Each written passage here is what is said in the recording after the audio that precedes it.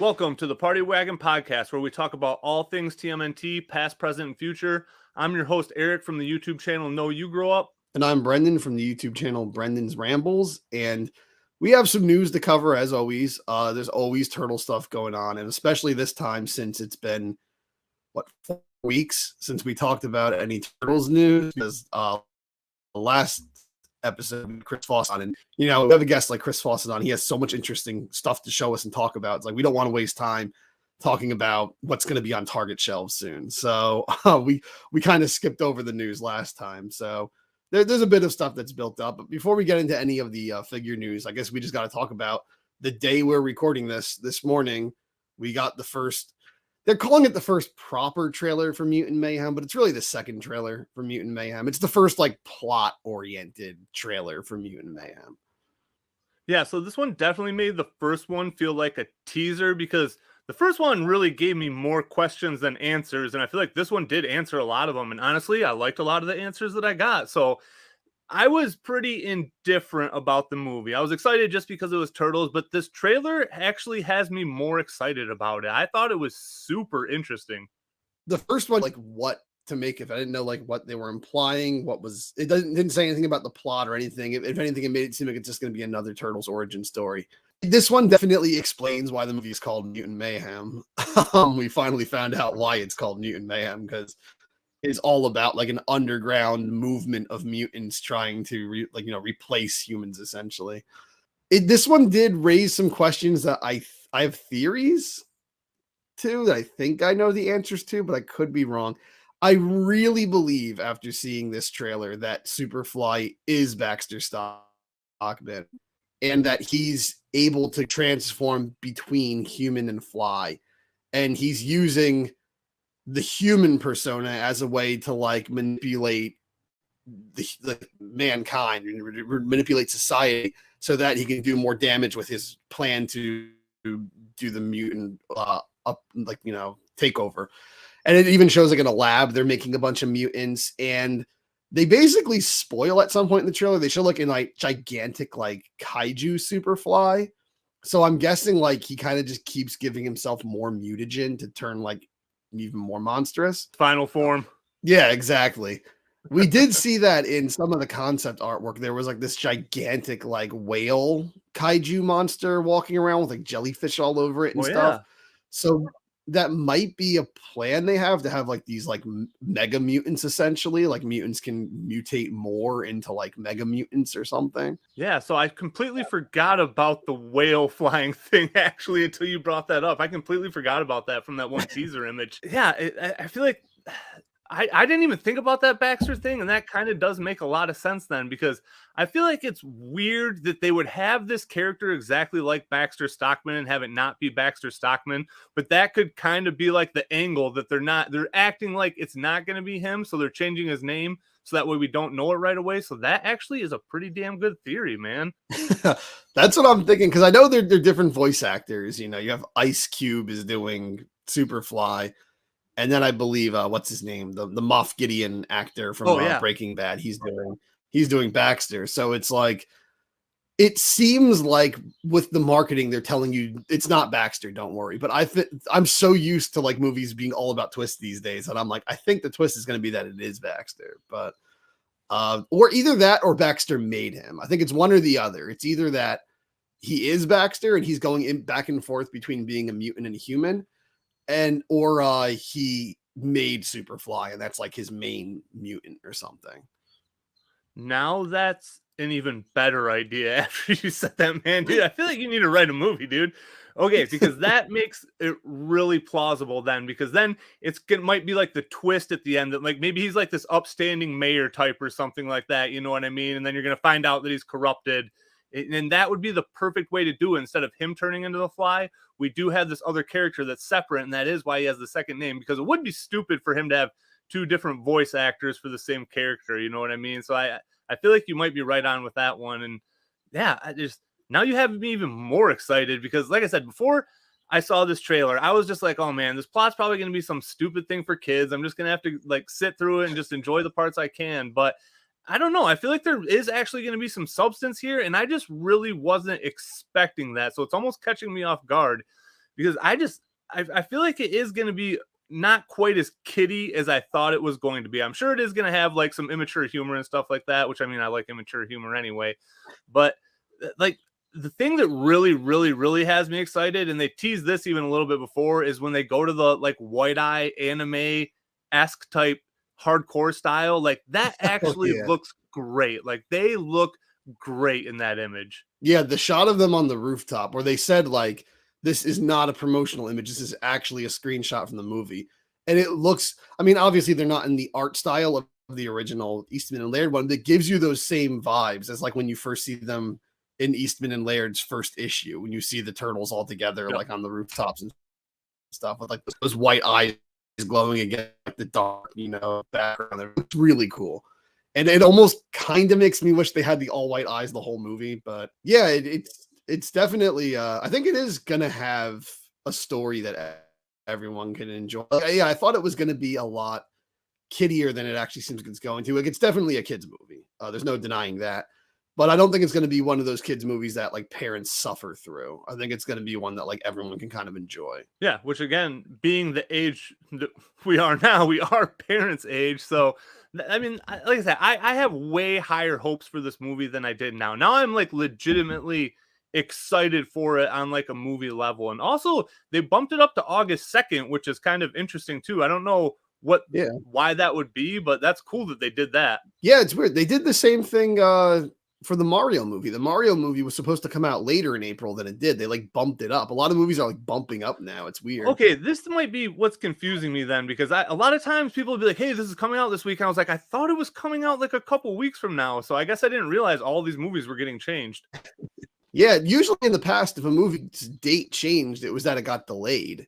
But now they're getting bumped up, which I mean, for the Mario movie, that was really smart to bump it up because it was like it had weeks with no competition. Yeah. So, I mean, the Mario movie actually just beat Frozen. It's the highest grossing animated, second Oh, it did highest go over it. grossing Nice. animated film of all time.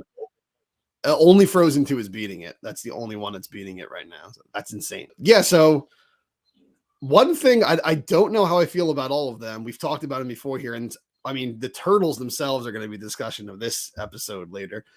But there's so many redesigns for so many Turtles characters in this trailer. I don't even know if I caught everyone who was in it, but I will say I saw what I believe to be Scumbug, Mondo Gecko, Wingnut, Ray Fillet, Genghis Frog, Bebop and Rocksteady, obviously. Like there was just so many mutants in that trailer. Some of the redesigns are interesting. Some of them are different. Genghis Frog is like a head. He's just like a tiny little, like 1 foot tall frog head, like Kirby, just hands and feet. And it's like, that's, I mean, I get they want variety. Like they don't want like you look at the old cast of Turtles characters and I love them, but like everyone's just this ripped dude. And I guess they want like variety. They want chubby guys, they want short guys, they want tall ones, they want thin ones, they want all that. So I can get why they're doing that, but I still just have to say it's so weird. If you wanted a really short character, why did you get rid of Screw Loose from Wingnut? Like he's short already, but I won't let go of that Screw Loose thing. But The way this is playing up, I feel like the mutations kind of just started. So it might be like some brand new experiments that are going on, because the other thing that I picked up was that it does sound like they're going to try to turn the whole city into mutants. So this might be like the first batch of them that are kind of coming out right now, because clearly the turtles didn't know there was other mutants up to this point. So I feel like that is something that I kind of thought was going to happen just based off the trailer, because people were surprised to see the turtles. So I feel like all the other villains hadn't been seen yet. So I definitely see where they're going with that angle. yeah, also to support that is like Superfly. He has like one normal sized arm, and then he has like one gigantic like pincher arm. Yeah. So like it looks like they're uneven mutations. I wonder though, because I don't know in this movie if they're going to do the thing that humans can be mutated into animals. It seems like they might just be doing animals mutated into mutants. Or not. Maybe some of the characters were humans. I mean, again, if my Baxter Stockman theory is correct, then like But yeah, it seems like they might do it where like Bebop and Rocksteady were just a normal warthog and rhinoceros mutated. Maybe, I don't know. Yeah, some of the designs I do like. Ray Fillet looked interesting. I like how he's wearing a pair of diver goggles, like as like an eye patch. Just over one, yeah, eye. that was kind of cool. So Paul Rudd, Mondo Gecko's voice, I heard he was doing an Australian accent. Is that what that was? I don't know, man. That caught me off guard so much. Like, I've been trying to guess what his voice was going to sound like, and that is not at all what I saw coming. He sounds like French or something. Like I can't figure out what that accent's supposed to be. So I don't know. I think to date, I think by far the best voice for Mondo Gecko ever was the 2012 cartoon, because they got the voice actor who did Mike in the 1990 movie. Yeah. And that's just perfect for Mondo Gecko. But this is going to be interesting, this one for sure. But yeah, they have some crazy designs. I couldn't get a good look at like Wingnut because they were just in the background. He, she, whatever Wingnut is now. I couldn't get a look at them because they were in the background. I don't even know if Leatherhead was in the shot. I couldn't tell. But they show a zoom in on Scumbug though. We got I don't remember seeing Leatherhead, but yeah, I can't remember seeing Leatherhead in that. I could be wrong with maybe it's just because I've seen him before, so he didn't jump out to me like all the new people did. Yeah, same. I'm still very split on a lot of the redesigns. Like, I feel like they just kind of leaned into like the mutant part a little heavy, and like you said, it would make more sense if they were animals turned human as opposed to the other way around, because that would go back to the frog idea where it was probably a small frog that got mutated and just like its head grew or something like that. But yeah, also so in the cartoon, I guess they just had to be around the animals. So did like Shredder rub Bebop and Rocksteady with the warthog and rhino to make sure that's what they turn him into? Was that his plan when he did that? Well, he did. If you remember, they have the roadkill Rodneys actually like go grab those. They lasso the animals and pull them into the hole.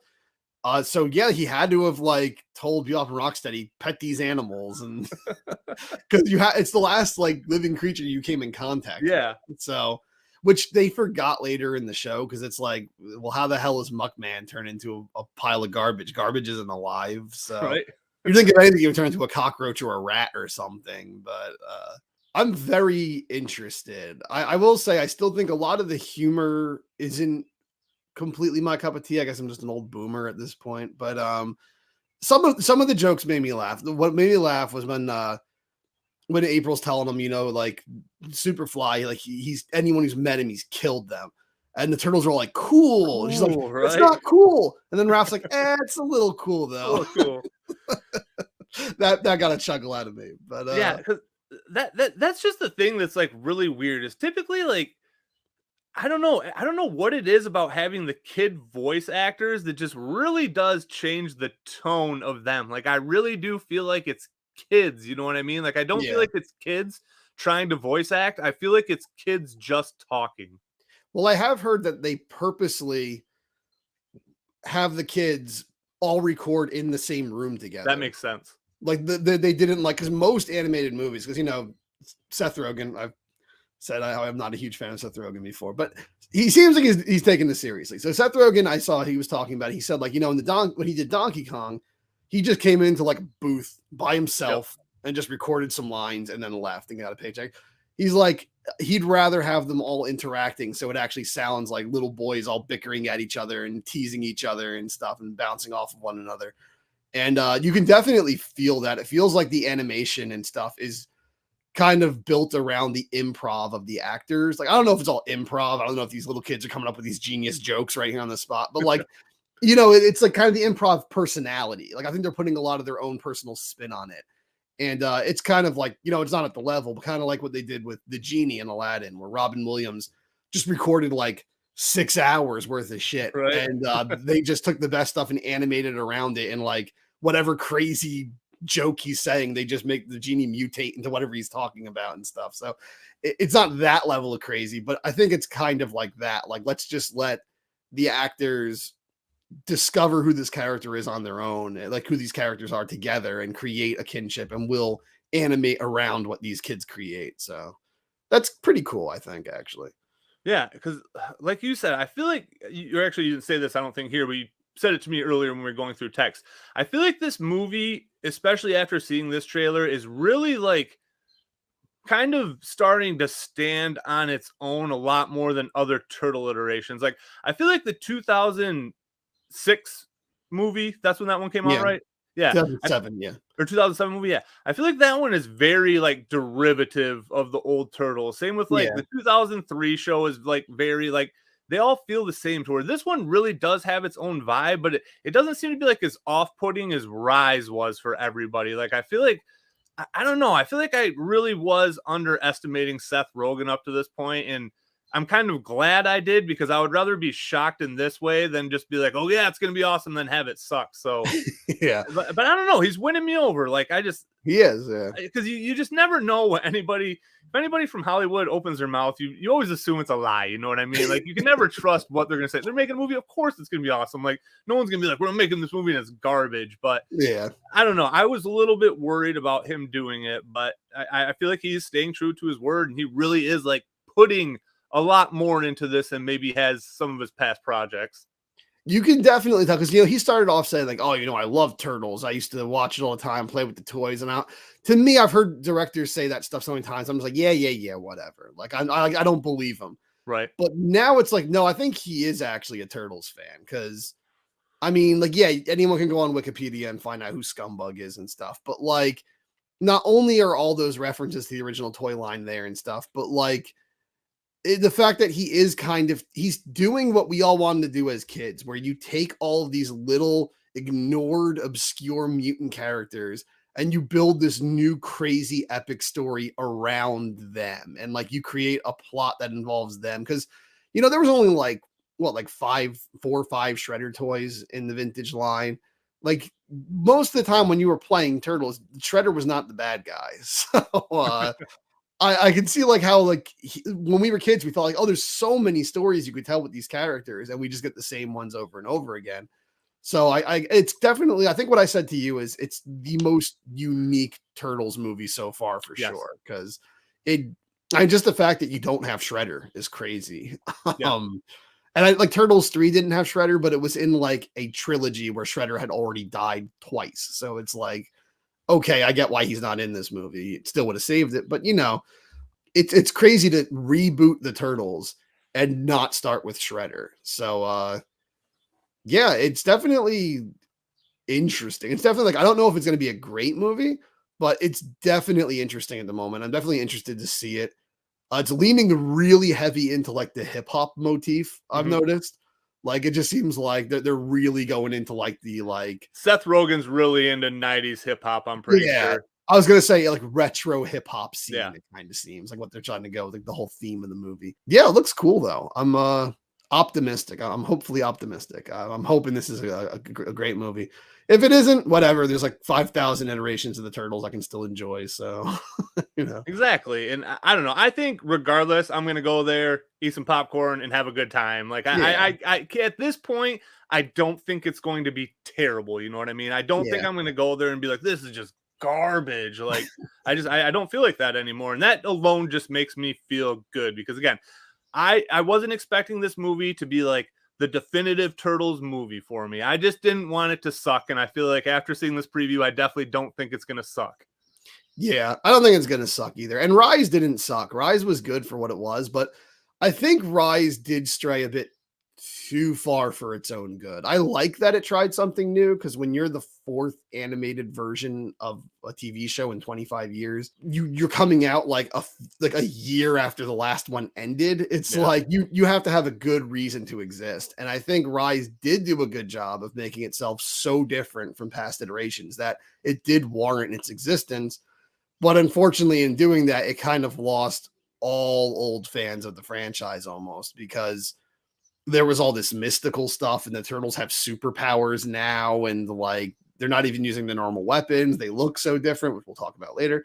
There's just like it's a total reimagining. There's Shredder didn't even appear until the end of the show, and he's like a demon suit of armor, and Krang didn't show up until like years after the series was done in a spin-off movie, and Casey Jones didn't show up until then, and like all these like staple characters, no Bebop and Rocksteady, they had mutants, but there was no recurring mutants. It was all new ones like Hypnopotamus and Repo Mantis and stuff. So I think it was just so different. And the fact it was like those short little like 10-minute episodes, and most of them were like way more comedic than even the 87 show was. Even though I think it is a great cartoon, I do think it just like it was so original and so off-brand that it kind of didn't lure people in with the same appeal that past iterations did. Like people who are looking for something like Teenage Mutant Ninja Turtles didn't really go to Rise. Like they were kind of content with what they got for 2012 and moved on, kind of. So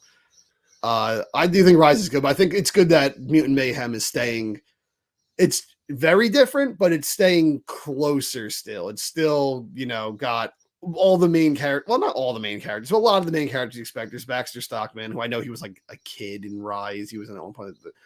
As Baxter Stockman has all these mutants we remember from when we were kids and stuff. And the Turtles don't have magical powers, I don't think. And there's no demons and some underground world of mystical monsters and stuff like there was in Rise. So I think it's close enough where people are still interested, or Turtles fans are still interested. And it's enough on brand. Like they're all using the weapons, you know, they look like the old action figure weapons, and which is actually cool. I'll get to that in a second. But so I think it's close enough, and it's just a bigger production. It's a big Hollywood movie made by Seth Rogen, so like a lot more people are going to hear about it. Where I think Rise it was almost like the Wii U of Teenage Mutant Ninja Turtles. Like I think a lot of people just didn't even know it existed. Like they had no idea Rise. Yeah, I mean, it was kind of under my radar, honestly. Like if it wasn't for the toy aisle, I wouldn't have really known it was going, because I never really watched Nickelodeon anymore. Yeah, I mean they didn't even advertise it that well, because I saw like gummy, like fruit snacks and stuff of it here and there, but like the majority of Turtles merchandise in stores at that time was still 2012 stuff or 87 stuff. Like there really wasn't that much Rise stuff. All I remember seeing was that first wave of action figures. I do not remember seeing it getting branded anywhere. Yeah. And honestly, I still see 2012 Turtles merchandise on store shelves. Yeah. Where I go, it's weird. Like I think for Turtles and My Little Pony, I still see those 2010s versions of them all over stores when I go there. And I know both of those have had reboot shows after that, and there's like no merchandise for those reboot shows. It's just the ones from like a decade ago. So yeah, I think like Rise, unfortunately, like it really was like the Wii U. Like 2012 was the Wii, and then it was followed by the Wii U, and it just like people didn't know it was even like a thing that existed. Yeah, like you hit it pretty well. Like I don't feel like they did enough to pay homage to the older series. And again, you don't have to be carbon copies, but I feel like that's why, because they are very comparable. I feel like this movie and Rise are very good things to compare, because they're both kind of origin, like pre-Turtle stories, basically. Like typically we come in, the earliest is their first time, and again, it is their first mission out, but like in the comics, they were like seasoned before they went out for their first fight. In the first movie, they were pretty seasoned before. Same with the first animated series. And I feel like Seth's doing a really good job of putting those Easter eggs out there too, because I haven't watched a lot of things, but they are doing a lot of Easter eggs in this movie, where it be like, I'm pretty sure one of the buildings is called like Laird's or something like that. And I can't remember. Somebody showed some graffiti today. I can't remember what it said. I can't remember if it was Eastman or what it was, but they're doing a lot of stuff like that. And I feel like Rise didn't really try to do anything to even just people watching that like the old series, just anything to be like, hey, like that reminds me of the old show. I feel like it just was too alienating, too different. And even if it was good, it just wasn't going to be accepted by the general Turtles community. Yeah, definitely. The only Easter eggs I can remember, I'm sure there was a little more, but the only ones I can remember is there was one called like the Turtle Games or something, where like they play these like competition, like Olympics games in the sewer one day when they're bored together. And then like a pile of like sports equipment. You have like Casey Jones's hockey mask was there. And then there's a part later on, like near the end of the show, where they're talking about, well, we're going to make all these evil mutants. And there's a shot that shows like Bebop, Rocksteady, and that's the one that has like Half Court in it and all this stuff. And so like there's those two shots is all I really remember as like shout outs to older Turtle stuff. It's so weird that of all things, Half Court made it into Rise, but I'm still mad he never was in because that design was so cool. He looked like Patrick Ewing from the Knicks, but he was like a giraffe. Right? It was such a cool. I was like, man, if that toy comes out, I'm buying that toy, but never did. Yeah, so I think one of the things though about Mutant Mayhem, I said I'd get back to in a bit. Well, the toys are going to be showing up soon. There's been a ton shown off. And before we talk about the action figures real quick, there's like these role play toys that are like their weapons that I guess are going to go along with like Halloween costumes. They look incredible though. They look like someone took the old like 88 toy weapons. They're that same like brownish, orangish color with like, you know, obviously fully painted though. And they're just like upped a little bit to like be like a little like plussed a little bit to have a bit more of that stylization, that edgy style that the movie has. I think like Mikey's is probably the most different. There's like graffiti all over his nunchucks, but they look really cool. I'm probably just gonna buy those and like hang them up on my wall. They look awesome. Like even if the movie's not good, it's like whatever. This could be any version of the Turtles. So, right. But yeah, there's a whole bunch of toys coming, and we can't even remember because there's been so much shown off what we've talked about, what we haven't. But there's been those ones where it's like they're taking one Playmates like subline figure for each turtle and remaking it. And we have Beachcomb and Mike, which is so crazy because we just talked about Beachcomb and Mike like in the 10th episode, like a few days before it came out. And then we have Don as Spock, which is surprising. I don't know if Star Trek is owned by Paramount or Viacom or whatever, but that was surprising that they had a licensed one in there. They had Raph the Space Cadet, and then they had Leo as Crazy Cowboy Don, which is weird. I guess like in this day and age, they don't want to do Chief Leo, but like there's so many alt. You could have done like Lieutenant Leo or Make My Day Leo, or like, I don't know, they could have done so many Lifeguard Leo. They could have done a bunch of them, like Sewer Samurai. I don't know why they went with, like, let's take Don's cowboy one and turn Leo into that, but that's what they're doing, so. Yeah, I thought that was, the Raph and Mikey seemed like smart choices. The Mikey, I was kind of surprised by. Like I really do feel like that one was out of left field, and it is a great choice. But, so the Donatello Spock, I know Playmates just put out retro Star Trek figures, so yeah, I doubt they own the license, but I'm assuming they have the toy rights, which probably gave them the right to do that mashup, would be my guess. But again, I don't know anything about any of that stuff, so that's just my guess. But yeah, the Leo is just weird. Like, why do it another turtle? Like you said, there's so many great Leo options to go with, and to just do one that's not Leo was very, very weird. Yeah, I don't know what that's about. I don't know if maybe they just misremembered. Maybe the people who like, you know, commission these, whether it be Seth Rogen and his team or whoever is doing this, maybe they don't remember correctly. Maybe they thought the cowboy was Leo or something. Right. But yeah, I don't know why they did that, but it's cool. But I will say I don't know anything about like licensing like toys and stuff, like, you know, we learned from Chris Fawcett. But I will say though that does make sense to me because Playmates did make like the entire next gen toy line in the 90s and stuff. So Playmates does have a long history of doing Star Trek toys, so it might be something like that. So yeah, and we've gotten a lot of looks at, there's a lot of other random crap. Like there's been a lot of stuffed animals and stuff that have been stuffed animals, plushies, whatever you want to call them, that have been put out already. We haven't seen any action figures hit, but on top of the single carded figures, it also looks like they're going to do 2-packs, so kind of like battle packs by the looks of it, with a good guy and a bad guy character. So I feel like I'm just excited to see the shelf presence that they get, because it's been so long. I mean, Rise was, they've been off shelves for years, and the retro turtles have came back and they've kind of had some shelf space, but it'll just be really cool to go to the toy aisle. And again, I'm not sure if I'm even going to get any of these figures, but just to see turtles back in the aisle in full force like this, from vehicles to play sets to carded figures to boxed figures, like, I don't know, it's just going to be neat to see that again. They also have a whole bunch of like candy and food products and stuff on the way. I don't know if you've seen those, like little gummy pizzas and stuff. And Oh no. oh yeah, they have a whole bunch of that stuff that's supposed to be shipping out soon, which is like, I can't wait to someday we have to do an episode where we just talk about all the crazy merchandise that existed for Turtles back in the day. But like, that shit's just fun. Like, I'm not gonna buy it probably, but it's just fun to see all that crazy stuff when you go in the store and be like, hey, I remember when that used to be everywhere, and I remember when I would be begging my parents to buy me that. So, it's cool they're doing that. They're doing all the gummy stuff and all the candy and stuff. But yeah, it looks like they're really gonna do a big push. A bunch of Halloween costumes have been shown off for like adults and kids, and they're just, it seems like they're really gonna market the hell out of this movie and try to make it like the new version of the Teenage Mutant Ninja Turtles.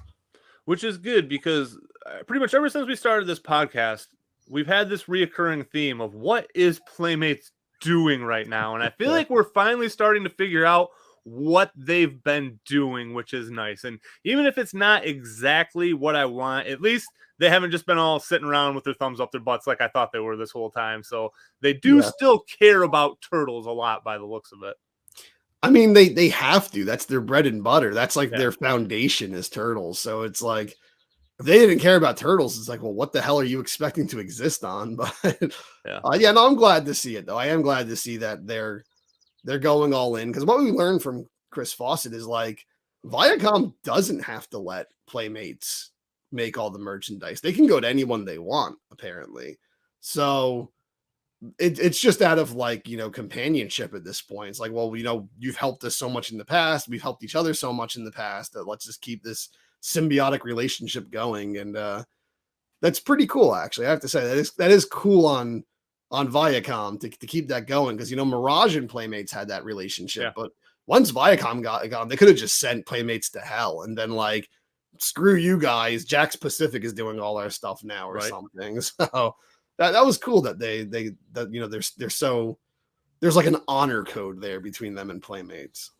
Yeah, because really, I mean, it's hard to say if one would have ever existed without the other. Because like Chris said, like, if another company got the license, it could have sucked. You know what I mean? Yeah. Like if it wasn't Playmates, it could have sucked. And if the toys didn't do well, even if the show was awesome, like it still, it was the powerhouse of the two that made the Turtles what it was. So I feel like it really would have been hard for either to succeed without the other doing as well as they did. Yeah, for sure. I hope it happens again. Even if this Turtles movie isn't my cup of tea, even if I don't like Mutant Mayhem, even if I freaking hate it, I just want kids to love Turtles again. So if this can get a whole new generation of kids into Turtles, and it can push the franchise more and get more people into it and just make it blow up even more than it already has in the past several years, that's awesome. I'm just happy that, my favorite franchise just continues to have legs. So yeah, and again, it's not impossible for that to happen, because brands like Star Wars have gone dark for a little bit and then they've came roaring back. Transformers has gone dark for a little bit and it's came roaring back. So it's definitely not impossible, but I don't know. It's just hard for a brand that was built around a certain time period to really just keep surviving decade after decade, when like the thing about the Turtles is like, that's what you love about them, is they remind you of that early 90s vibe. Like that's just what, like the skateboarding, the video games, the comics, like everything just was very 90s. And when you take that out of the 90s, it just gets harder and harder for it to survive over time. Yeah, for sure. That's why even when I did my video, that was like, I've plugged this video probably 50 fucking times now on this podcast. But when I came up with my own like premise of what my dream TMNT video would be, a movie would be, I said like, honestly, I'd make it a period piece, late 80s, early 90s, because I just feel like the Turtles exist in that bubble of time. But they do a good job of adapting, and that is surprising because a lot of franchises can't. Like that's been one of the big problems for like the Sonic the Hedgehog franchise for a while. It's like he was built in the 90s to be 90s cool. Yeah. Like you take 90s cool now and you put it in even just the 2000s, and it's considered dorky. Yep. And it's like, well, this character who used to be cool is now kind of a dork. So it's like they've kind of struggled with their identity because, while Mario was just made to be fun, Sonic was made to be fun and badass, like for the time. And I love Sonic, but it's like, I know it's probably the rockiest fandom in existence. Like people like this game and freaking hate those ones, and they it's the most divided fan base, and there's no doubt to say, regardless of how much you like it, like it's had a lot of trouble staying relevant through all the decades that it's been around. Whereas Turtles somehow it was built on that same attitude and that same era, kind of, but somehow Turtles adapts. I guess kind of like actual turtles who have been around since before the dinosaurs. Turtles can adapt. Hedgehogs have a little trouble, I guess. I don't know.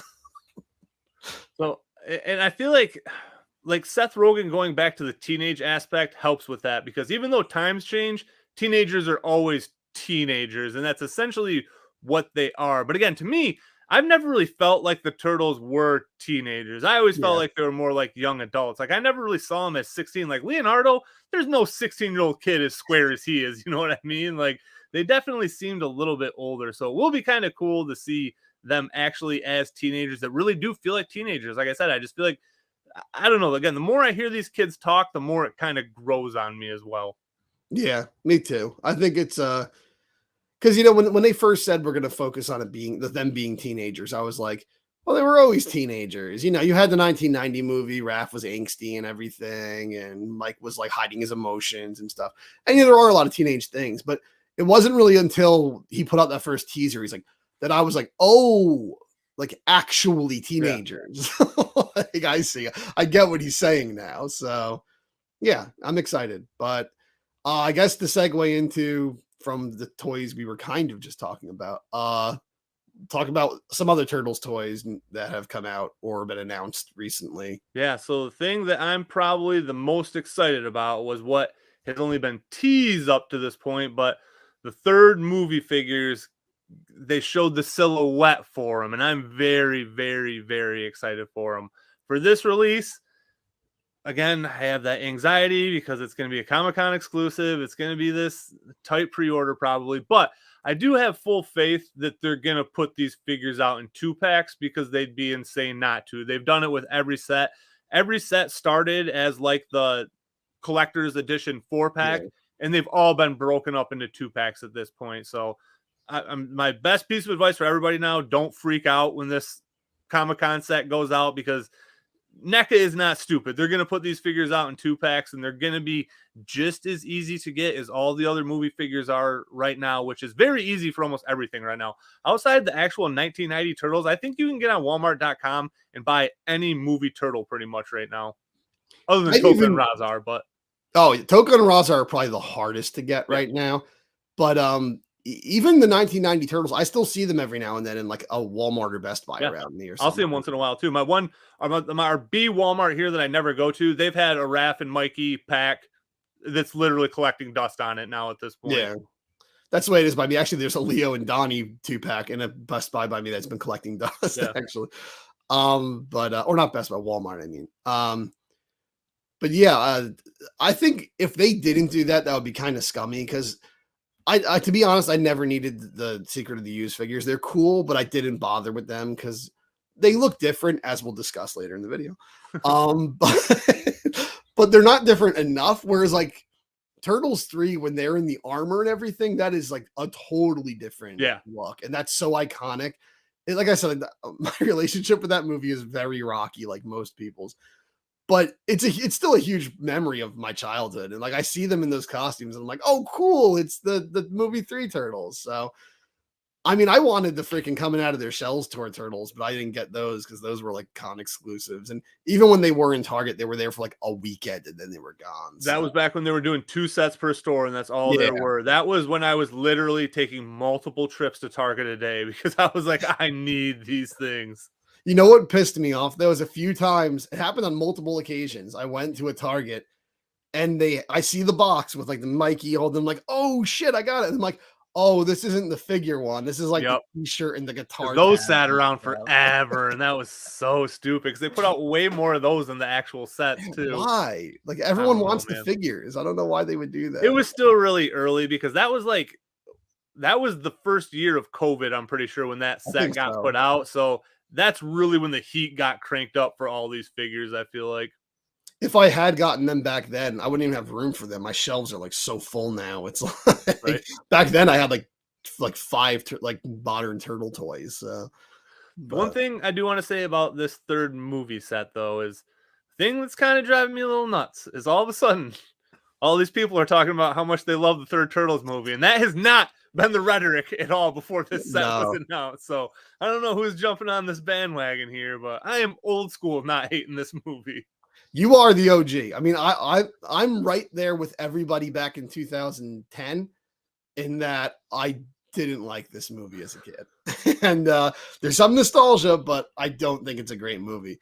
But yeah, I see this happen so much now. This narrative of like everyone hates on something to an unrealistic level. Like people just make videos about how it is like the evil incarnate. It is the devil himself shat this thing into theaters. And then like 10 years go by and suddenly everybody freaking loves it. And everyone that, no, not in the case of Turtles 3. I didn't stick up for Turtles 3. I laughed at it like everybody else. But this has happened. I can't think of any examples right now, but it's happened with video games and movies where I'm fighting people for 10 years, telling them why I think this is actually a masterpiece and they're way too hard on it and they're being biased and everything. And they just don't want to hear it. And they just tell me I'm an asshole. Or the other way around. It's something that everyone's obsessing over. And I'm like, this thing sucks. What are you guys talking about? And then a decade goes by. I don't care about it anymore. And then suddenly everyone I had to fight starts lecturing me about the opinion I tried to tell them 10 years ago. And it's like, what can you people just stick to your guns and not just keep jumping on whatever, like, whatever. I don't know what big YouTubers say this. I don't know if it's like, who are the big YouTubers these days? I'm an old guy. What like Ninja, and is PewDiePie still a thing? Yeah, I think so. I don't know. PewDiePie might be retired. I don't even know, honestly. Whoever the big YouTubers are these days, like whatever they say, suddenly everyone starts copying. Whatever Twitch streamers or whatever, pro Minecraft streamers or whatever, pro Fortnite players. I don't know who do they look up to these days. I don't know, but influencers. Logan Paul. Whatever they like, one of them says something. One of them makes some 5-hour video essay about why this thing is underrated, and then the whole internet loves it all of a sudden after hating it for 20 years. And I mean, I can't bash them for making 5-hour video essays. I made like 2-hour videos on like video games before and stuff. So, but yeah, just that like mob mentality of like, we hated this thing for 20 years and now suddenly we all love it just because, you know, someone pumped a little bit of life back into it. Right. But I mean, I guess that's why I will never call myself an influencer, but people are called influencers because they literally do. Like, yeah. It's easier than you think too for people to just like, I don't know. I feel like if you're online and you have followers, people just think you're smart, even if you're a dumbass. Like, it's just how it is. It's just, I don't know. It's just the nature of people. Yeah. I guess like, well, this guy's saying things on my screen, so he must have more authority than I do. Right. And trust me, before I started doing stuff, I thought that a little bit myself, but once I started doing it, I'm like, I'm just a moron. Like, everybody else is probably just as stupid as I am. I will say, I don't think anyone's ever treated me like I was a sage or anything, but I don't exactly have the biggest YouTube channel in the world. I've been fighting for to reach 730 subscribers or something for like 3 months now. So it comes and goes, man. Like, you'll get a ton and then you'll just have these dead periods. It's every time I put up a video, I get 2 subscribers and I lose 5. It's like, dude, that's how it was. I had a lot of streaks like that where like literally sometimes I didn't even want to post a video because I'm like, I'm gonna have like 3 people leave right away as soon as I post this, and it does always happen to me now. I feel like once you kind of hit a certain threshold, that's just what happens. Like, yeah.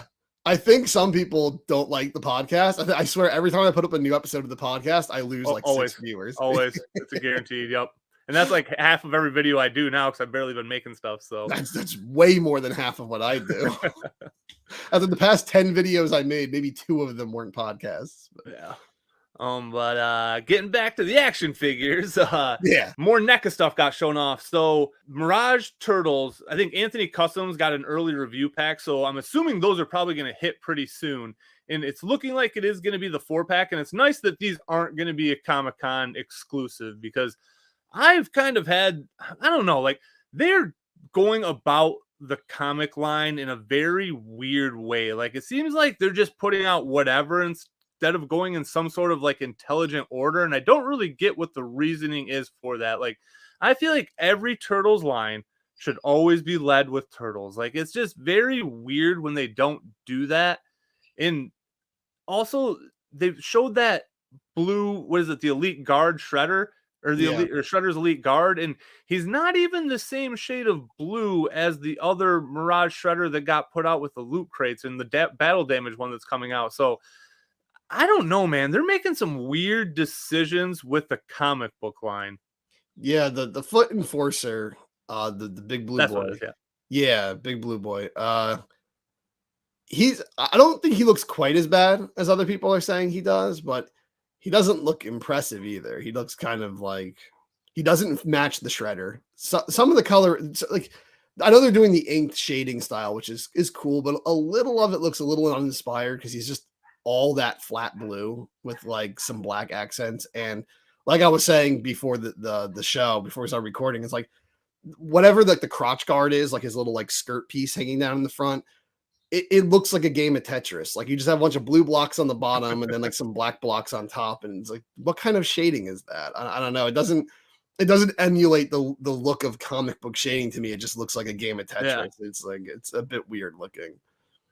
And it always seems like, I don't know, it seems like they just basically shifted their like afterthought line from the video game line to the Mirage line. Yeah, Like they're doing for some sure. cool stuff. Like the Triceraton looks amazing. I still haven't gotten that guy yet, but that figure looks amazing. So there are some damn cool figures, but I don't know. It just seems like after the movie line and the tune line, like whatever else they're working on really just is on the back burner. And like, I don't know. It just seems like it doesn't even almost seem like there's a brand manager for that one. You know what I mean? It just seems like they're like, oh, whatever sculpt's done, we're just gonna put that figure out next. So Yeah, it definitely feels like that. The Mirage line is just weird because like they'll put out a figure, they'll put out like figures completely randomly for Mirage.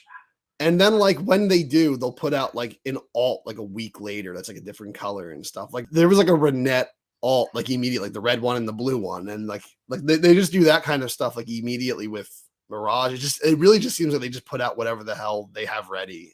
Doing the Return to New York style turtles, I think that's like I can understand why that came a bit later because we already got the original Mirage turtles as the start of the line like freaking ages ago. But I know what you mean. Sometimes it is weird. Like Archie, they started without the turtles, which honestly I was actually a little happy for because like we have so many turtle figures of like turtle figures of the four turtles.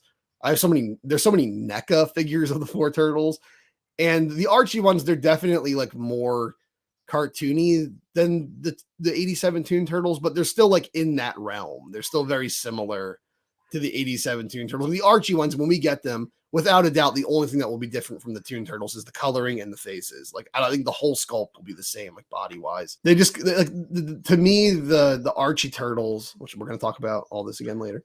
The Archie Turtles, they look like if the animators from Animaniacs drew the 87 turtles. Like they just have bigger eyes and like bigger smiles and stuff. Like they're just like more cartoony versions of the turtles.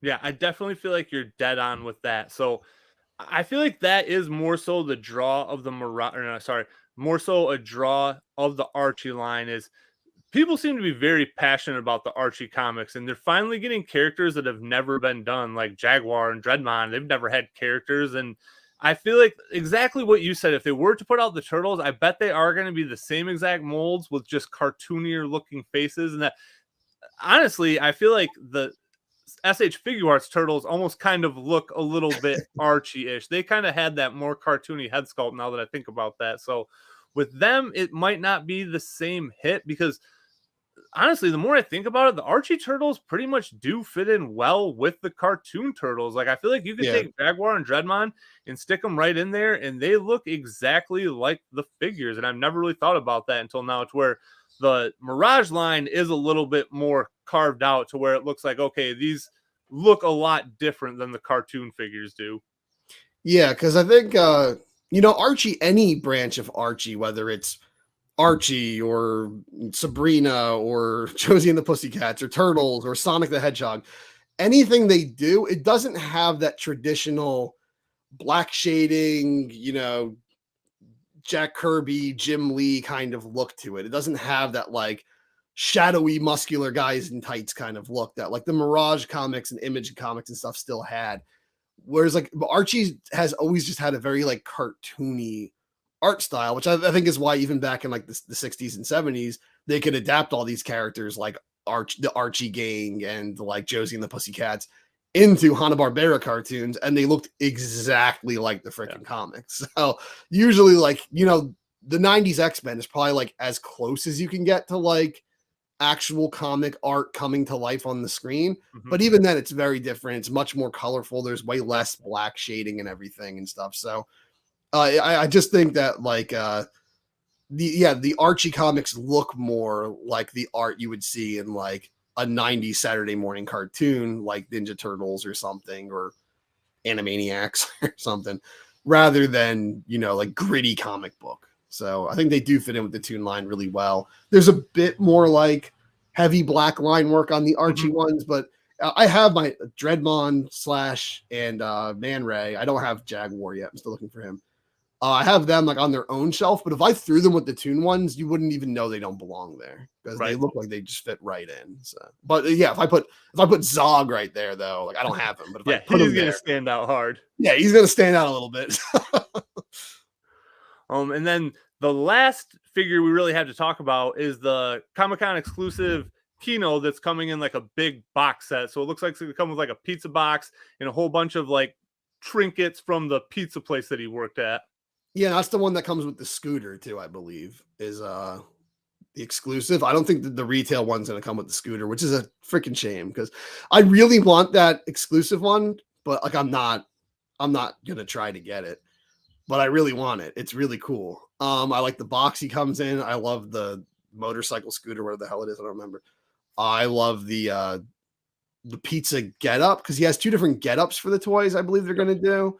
So I'm actually really not looking forward to the retail one. I was looking forward to the one that's the exclusive because that's how he looks at the very beginning of the movie when we first meet him and everything. So I really hope that one does come to retail at some point, but I don't. So I'm assuming it will, and I bet you're right. I bet it'll be the same situation that they did with April, where the exclusive has the raincoat, and then the other one is the same exact thing, just minus the raincoat. And I bet that's what it'll be: is the same exact figure, probably minus a couple different accessories, and then the scooter. Because is the second version you're referring to the foot soldier one?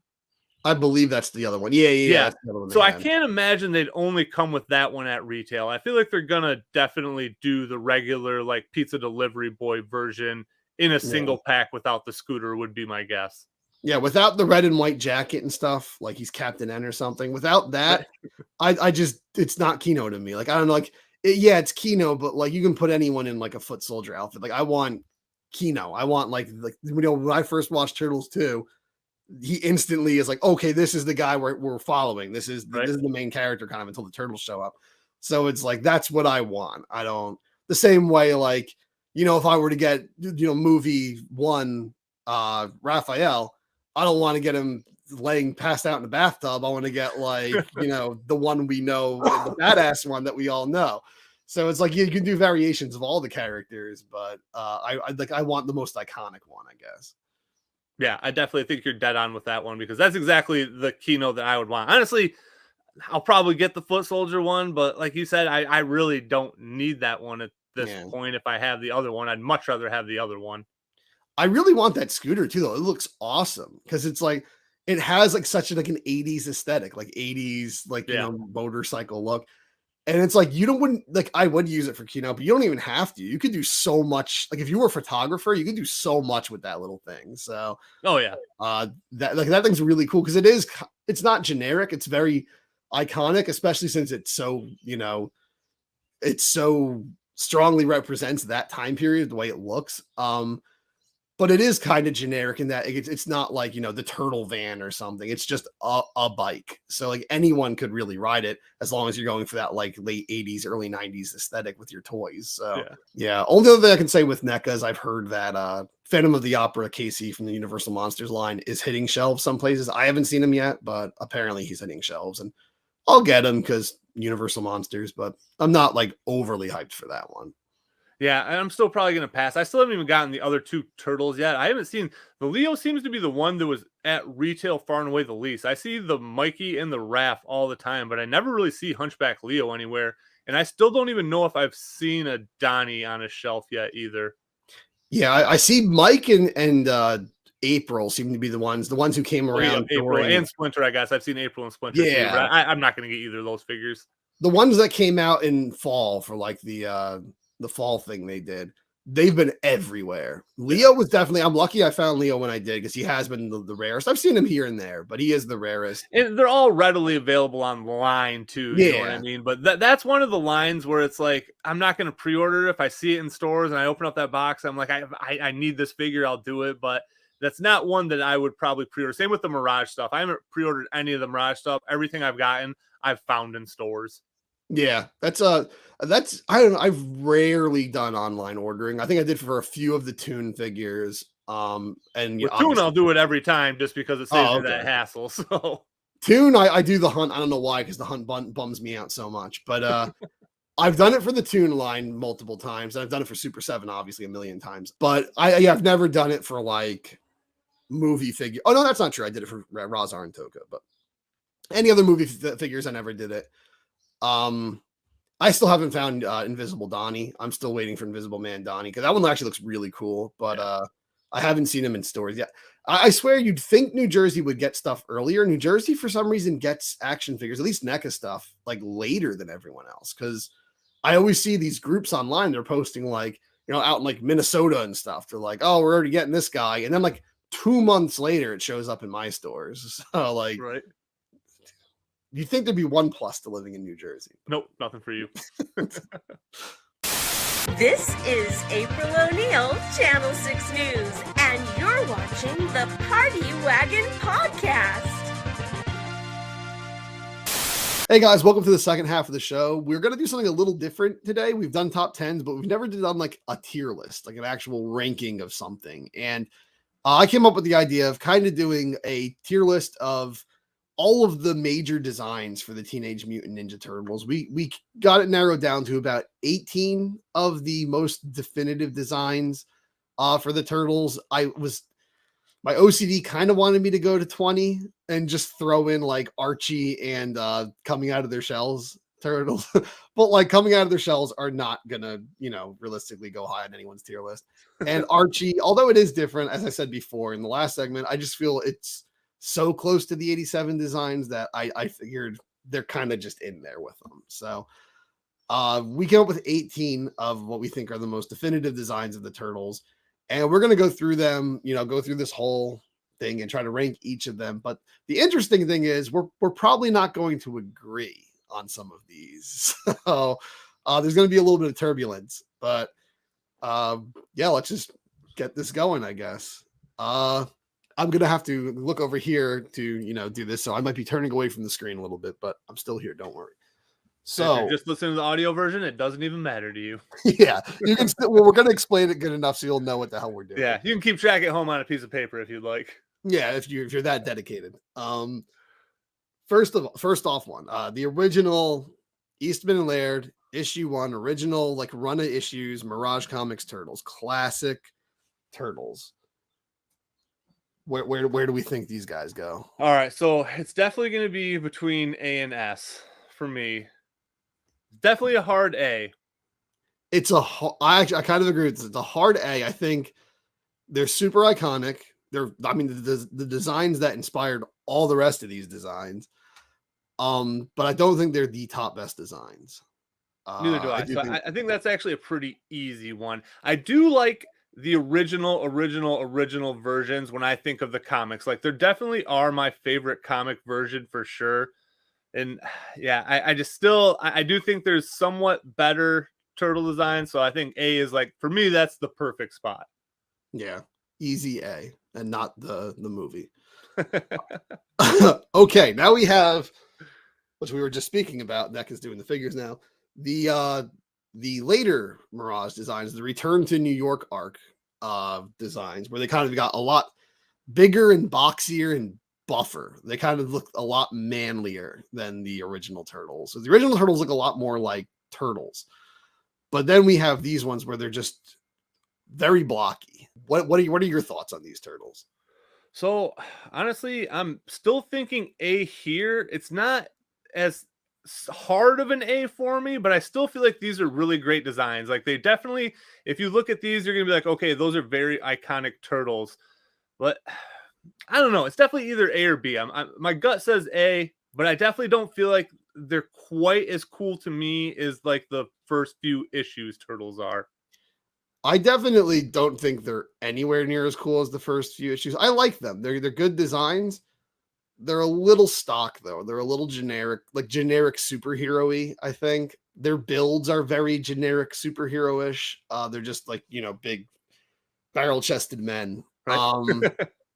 And the blockheads and all, I was never a huge fan on. For me personally, I'd probably say either B or C is what I'm thinking for them. Because Okay, so I think that easily puts them in a B then, if that's where we're, because we can almost say that'll split the difference. My hard gut was B, yeah, but I feel like if you wanted to put them in C, I might have to argue with you a little bit there. So okay. I think B is a good split the difference right there.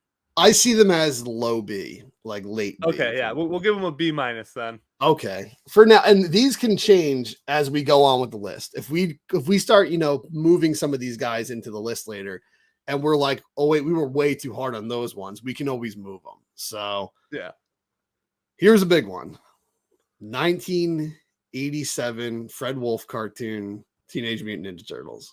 all right, for me, I'm gonna have to say a hard A. I'm gonna say an A also, and I Okay. know we love the 87 cartoon. That's our Turtles. And they're fantastic designs, but I don't think they're quite S. I definitely don't think they're S. They're definitely my favorite of the animated series. And you got a lot of iconic stuff with this. So you got the different bandanas, and I guess that kind of came with the figures too, but technically the cartoon came out first. You got the belts with their letters on them and stuff like that. So there's a lot of iconic stuff going on here, and I feel like the nostalgia is playing a very large factor for me as well. But I love these designs. I really don't have a lot of nitpick in them. Could they be a little bit edgier and cooler? Yeah, I think that's what give them the nod to the S tier for me. But I think A tier is perfectly suitable for me.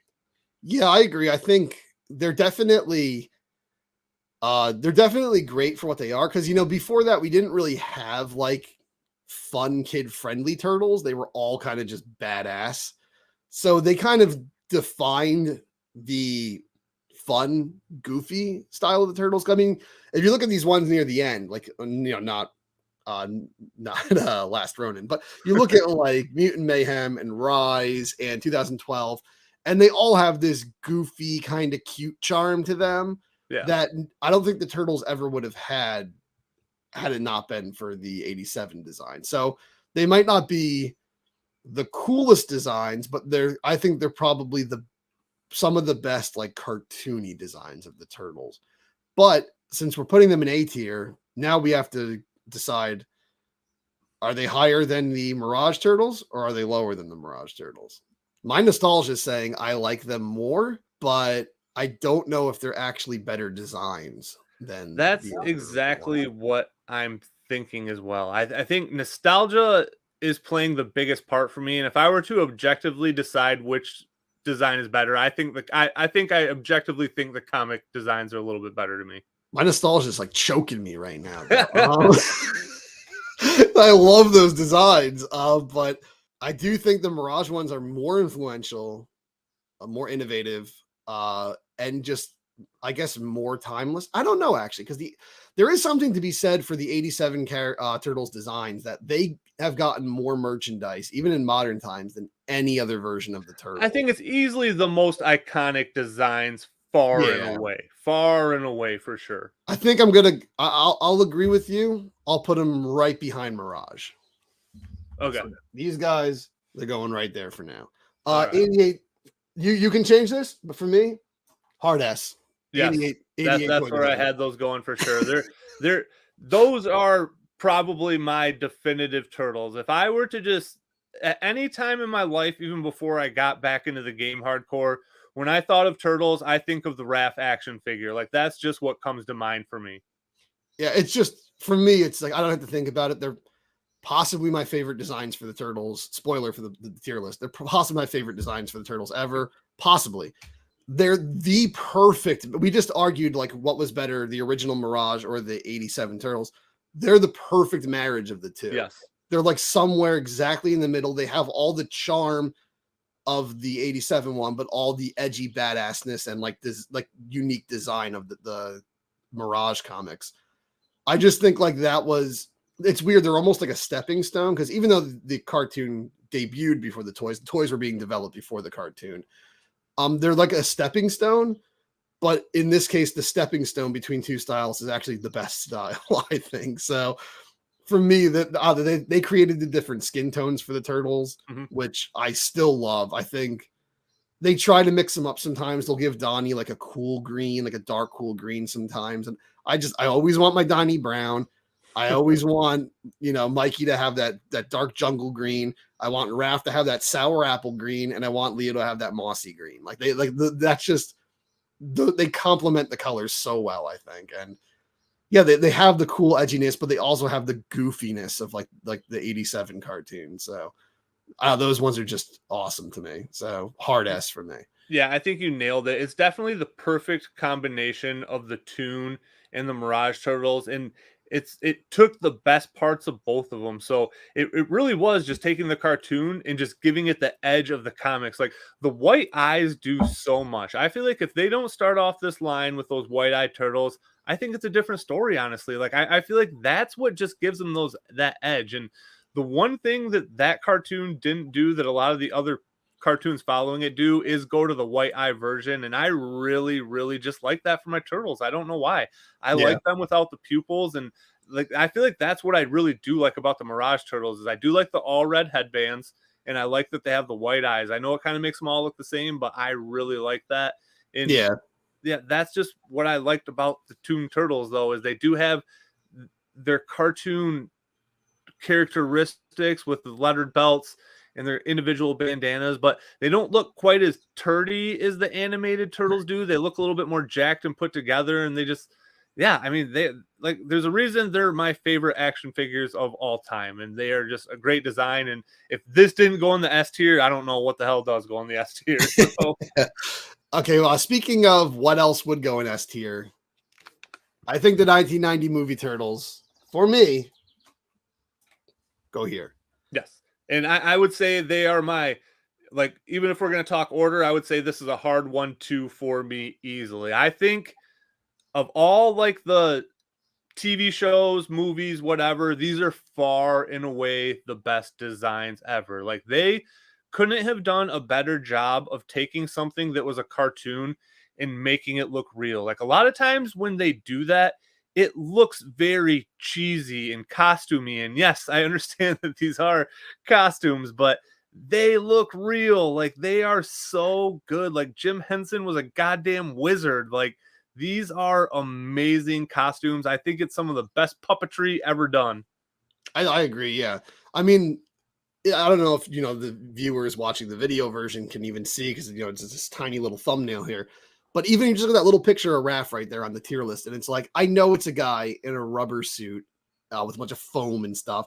But to me, that looks like Raphael is fucking real, and someone just stopped him for a photo. Like, that looks like a real Ninja Turtle. And when I saw those as a kid, I knew, like, okay, yes, these are supposed to be like puppets or whatever. But it's like, I wasn't dumb enough to be like, oh, wow, are those the real Ninja Turtles? Like, I wasn't that dumb. But, like, when you look at them, you don't question it, and you just think of movies are fantasy, but you just think like, okay, in this movie there are real Ninja Turtles. Like this is you let your imagination believe that they're real for the movie. And yes, I know, like now with that we've gotten clearer versions, people have pointed out the guy's mouth and Donnie's mouth and stuff when you laugh. But as a kid, I didn't notice any of that. So like there's a few times where the mouth movement is a little off and stuff, but I didn't really notice that. But we're not even talking about the, performance of them. I'm just talking about the physical design is like, it's such a good design for the turtles. I think when you do live action, that it's hard to ever make one that's going to be better.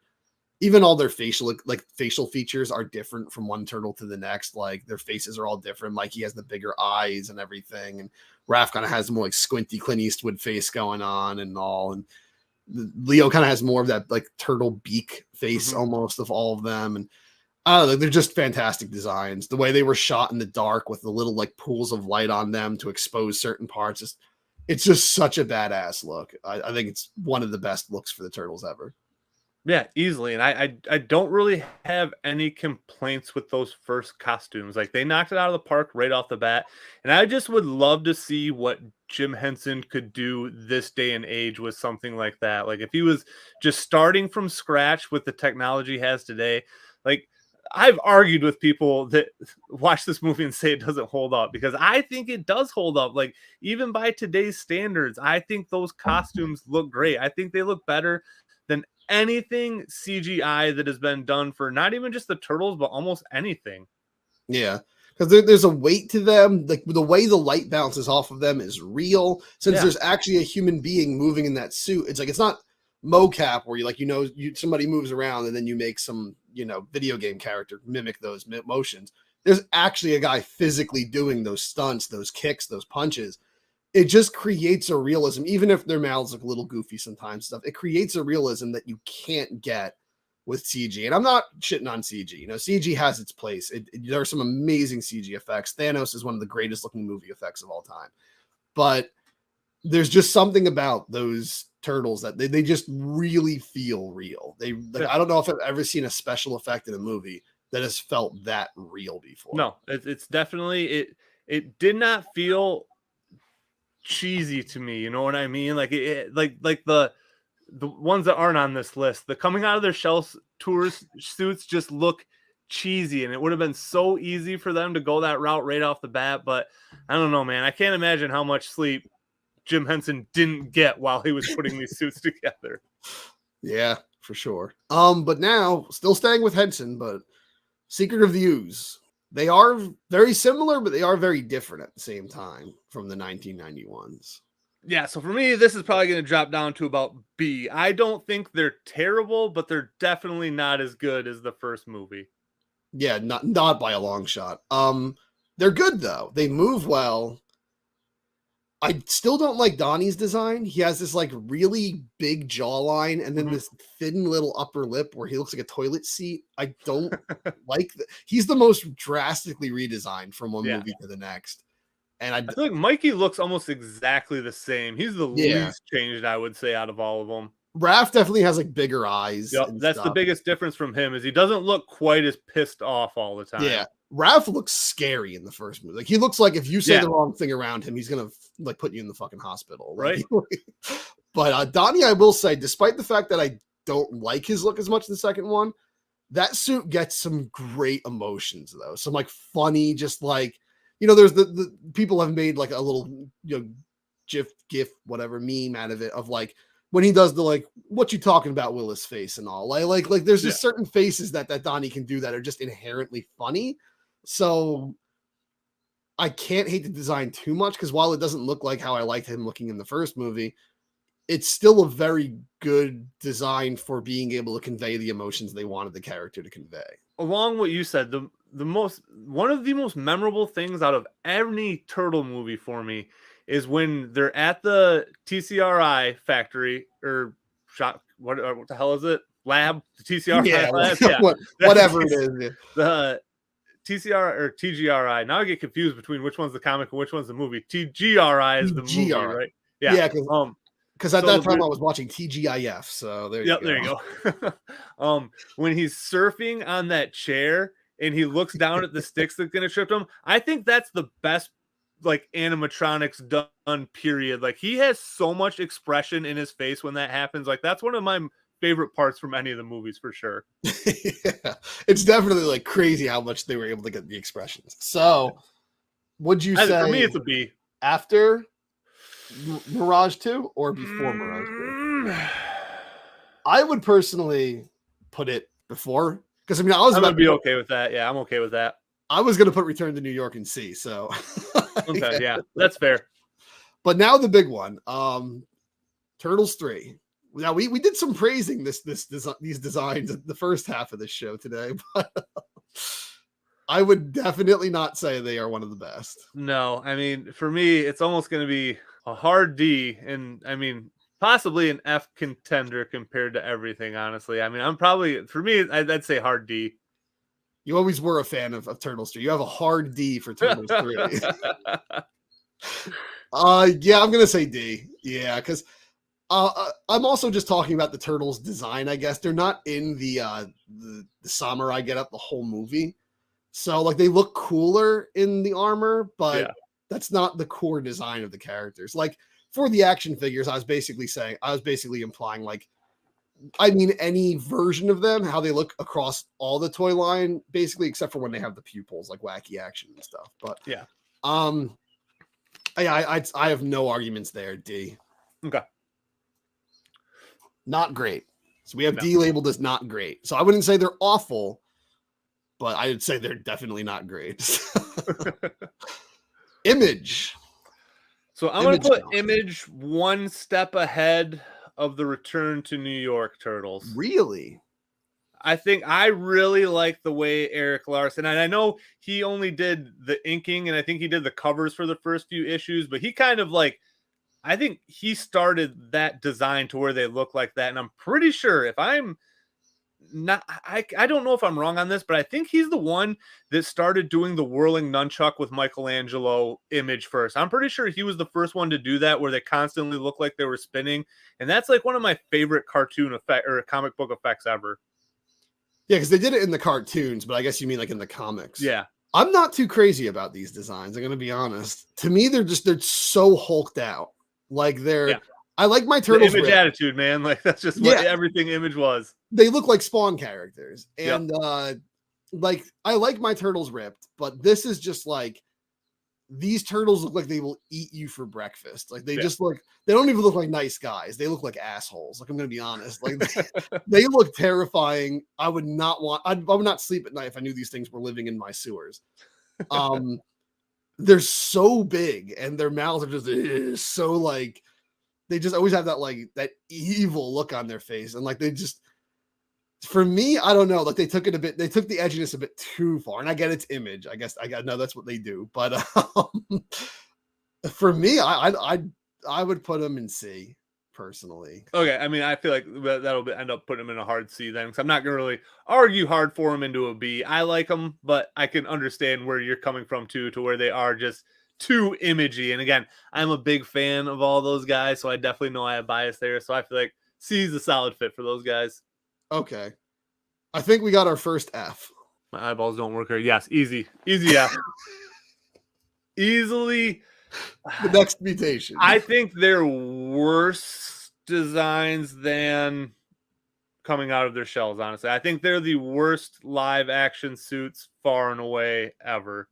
I agree. I think people always make fun of the coming out of their shells tour ones, and yeah, they're not great. But I honestly never found them that creepy. People talk about how creepy they are. I don't find them that creepy. It's all the eyeballs. That's really what it is. They just really have those Chuck E. Cheese eyeballs. They do, but at least like they were at a distance in the performance, and you know, they were made simply so that like human beings could do like just be bouncing around all night live in these suits. Like, you know, because in the 1990 movie, they record like 5 minutes, then they rip the head off, and the guy has to sweat a gallon of water. So it's like, so coming out of the shell store, these guys had to be doing this all night. And I'm sure they went like, in between songs, in between the takes, they had to like, you know, take the heads off and stuff. But, you know, they had to be like able to perform for a long time in these suits. There's no excuse for Next Mutation looking that bad, because that's a studio project, and they look so scary. Like those are the ones that I guess because they can move a little better than the coming out of their shells tour ones, that they look a little more alive, that it makes them even more terrifying. That like, I just look at Raph's face there. He's like, ooh, he's just like, right. He looks kind of like Barney almost, actually. Like it's like Barney's face on like a roided up turtle. And they tried so hard to make them look unique with like the shredded bandana all over, like thing. It looks like it has like flower petals on his bandana, the way they did it. And they have like the way their shells are, they're all like weirdly cut, like all sharp and stuff and muscular. And Venus is a nightmare. And Yeah, that's when they started. Actually, this is the first time I know of where they started doing the pirate bandana for some of the turtles. It's gotta be other than okay. So actually,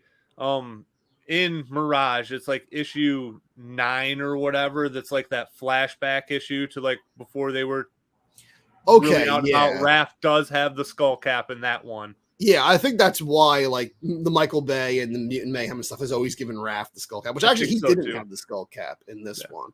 But the thing is, like, there's times where it looks like a skull cap, and then like Donnie had like I think Donnie and Mike, I want to say, had the skull cap in Next Mutation, and it just looks like pantyhose. Like it just looks like purple pantyhose with eyes cut in it, and they just tied them around his head. It's like probably the worst designs on here, possibly. So I think so as well. Okay, 2003. I think these are fucking fantastic designs for the turtles, actually. So I like them, but I don't know what it is about the 2003. Like, I don't know. It almost seems like they were just trying a little too hard to make them cool to me. You know what I mean? Like, yeah. I just, especially after following up the 87 cartoon, like Turtles were kind of still just in a weird spot then. It was kind of their first comeback. I definitely don't think they're bad designs. I don't love them. I mean, I easily, for me, they would have been a B for sure. Okay, this might be the one we have. Argue them a little bit higher. This might be the one we have the most turbulence on so far. So when the show was new, I saw some of it, and then I saw Turtles Forever, and I hated Turtles Forever. I was like, you shit all over my childhood. And for years, I was just saying that, like, like the 2003 cartoon, they were trying too hard to make it edgy and stuff. But, as I watched it, as I got older, I realized, like, what a masterpiece that show was and how, like, it really is the best translation from, the Mirage comics into a digestible children's version of those stories. And obviously there's some new stories thrown in there here and there, but I really like the art style. Like, as I get older, I look at it like when I saw it back in the day, I was like, oh, it's that blocky Ben 10 kind of crap. Ben 10 is exactly what it reminds me of. That's exactly what comes to mind when I think of it. And I mean, it was made by 4Kids, and 4Kids did a lot of those kinds of cartoons. And I don't know. I feel like we're not judging it based on the show. The show is fantastic, but we're just judging the designs. But they're kind of like the Return to New York Mirage designs, but to me, they blended in some of the 87 design to kind of fix what I didn't really like about those designs and give me something in between that I actually really like.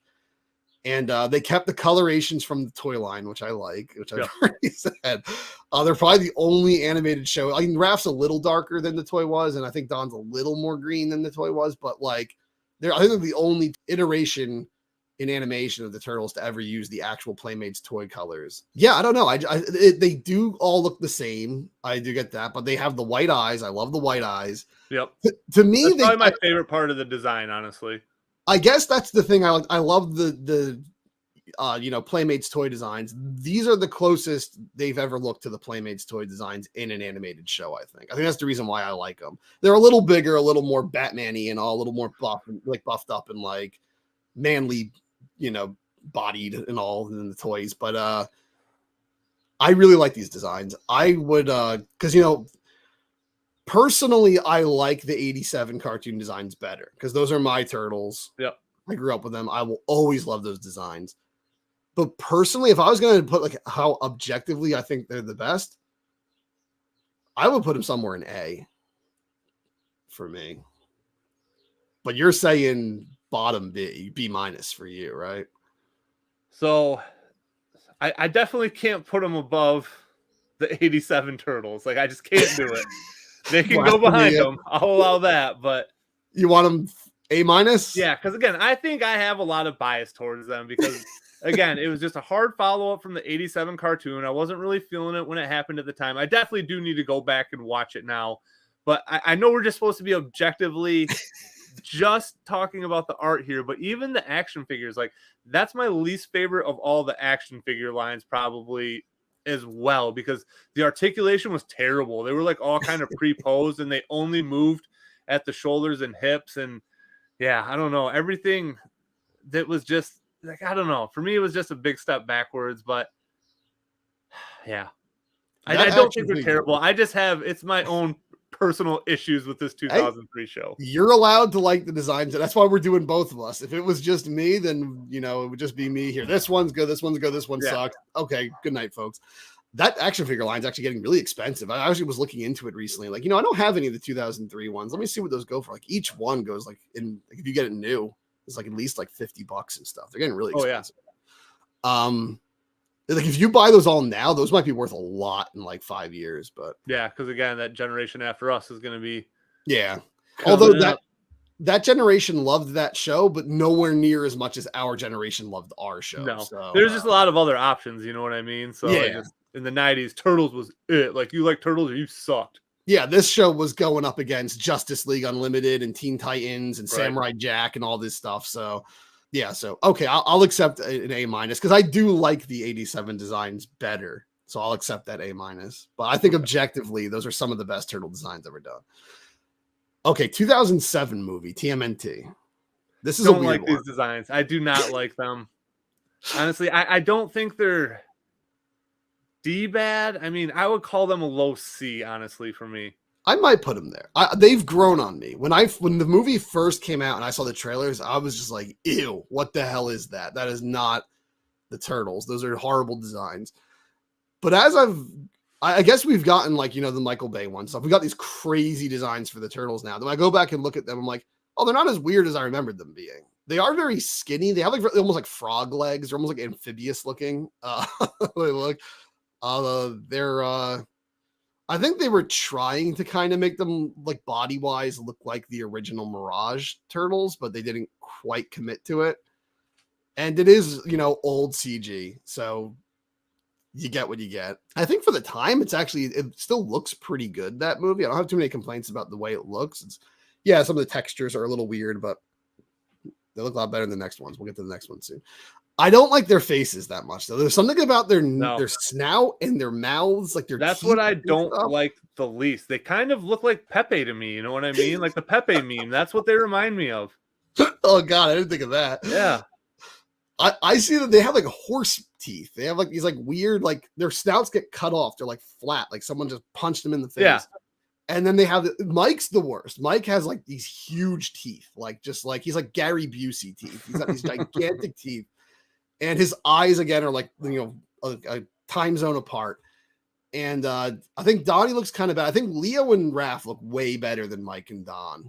But I don't think they're that bad. And they're kind of cool designs. They lend themselves to the action scenes really well.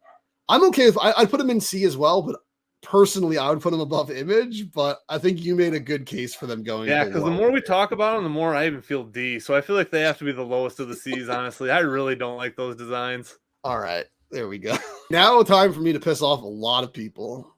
I fucking hate the 2012 designs. I love the show. Show's great, but those designs, no. I'm going to be straight up. I like the show as well. I like it when they go wide-eyed. They look cool. If they did that the whole time, it would probably bump them up a full letter grade for me. But I mean, I would definitely put them above the 2007 Turtles, but I think they're like a mid-tier C for me. I really don't like these designs. They have like cat eyes. They even have like cat paws. Their feet are like cat paws.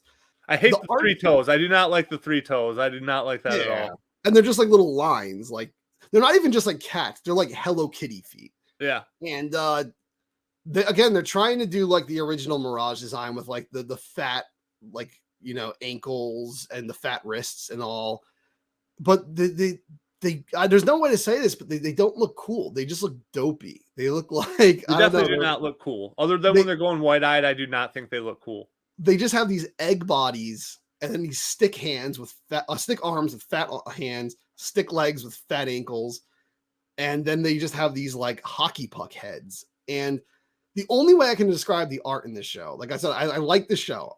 Don't anybody get any wrong ideas. This is a great show, but the visuals are the worst the Turtles, like animation wise, have ever been, in my opinion. Because everyone just looks like they're made out of like household objects. Like when you're in art class as a kid and you had to take a bunch of Folgers cans and old shoes and stuff and put them together and put plaster of Paris around it. to make it look like it's a thing, but you can still always see the shapes of those objects in the plaster of Paris. That's what it looks like. There's like a hockey puck in their head, and like their shells are made out of wood, and like they just look like they're made out of a bunch of like geometrical shapes. The angles are too sharp for 3D textured artwork.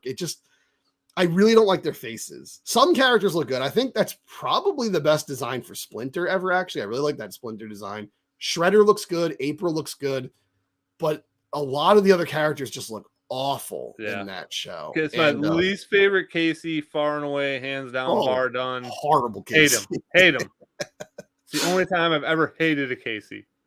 And I know they're trying to add like a bit of a cartoony charm to them. Like, they're trying to make them look like teenagers. Like Don has a tooth gap and everything. But I think they really tried to make them cute in this one. And they went too far with trying to make them look cute, where they just look like kitty cats or something to me. And I don't know, like they just don't work for me. And when you have the simplistic, cutesy, basic shapes kind of style with like a hyper textured CG kind of style, it kind of looks gross to me. I don't know. I know what you're saying. It's just not detailed enough for what they were trying to do. I mean, there's just no way Nickelodeon had the budget to put it in there. And other than The Last Airbender, that's kind of, like, think about like Jimmy Neutron and stuff like that. You know what I mean? Like they just weren't really into those edgier kind of properties at the time, other than like, Avatar would have been the only one. And I don't know. Something is definitely off in the designs. I totally agree with you. And it is a lot in the eyes. Like they just look like watery and just too cartoony. Like I don't know. They don't really work for me. Like I said, I would call them a C, but if you want to argue them lower, I could definitely see that. I would personally put them in F. F. Oh, we gotta ride the middle than a D. They're not that much worse than the 2007s to me. I mean, F. Like, I like the 2007 ones a lot more. The 2007 ones have some grit to them.